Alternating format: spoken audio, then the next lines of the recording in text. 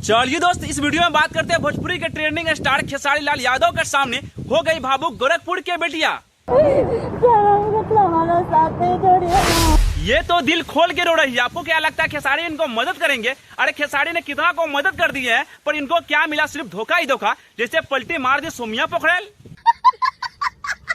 अरे भैया, इतने अच्छा फैंस है खेसारी का, तो एक गाना में चांस तो बनता है। आपको क्या लगता है खेसारी से काम देंगे नहीं? आप कमेंट में अपना राय दे दीजिएगा।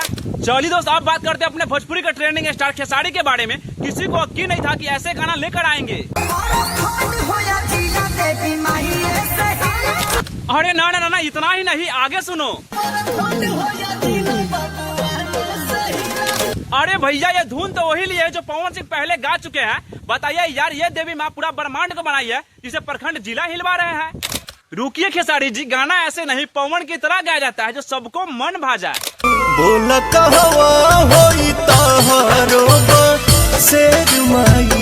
आहा, दिल गुर्दा फेफड़ा सब एक बार में ही जीत लिए पावर स्टार। सच में नवरात्रि में यह गाना काफी जोरदार आता है।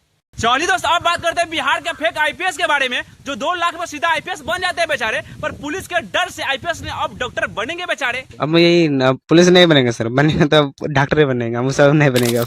अरे बताइए यार, इनका मामा कितना बेवकूफ है जो 2 लाख रुपया आईपीएस बनने के लिए दिए थे, जो लड़का सिर्फ दनसवा में ही पढ़ता है। ये समस्या है रे, क्या बोलने का।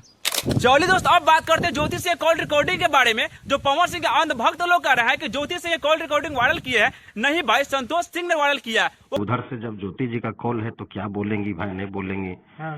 तो उसी समय में सब लोग जानकारी सब लोग सुन लिया, मीडिया भी सुन लिया। अरे भैया, वीडियो में मजा आता है, वीडियो को लाइक करो, कल के लिए सब्सक्राइब करो, ताकि अगला वीडियो सबसे पहले आपको ही मिलेगा।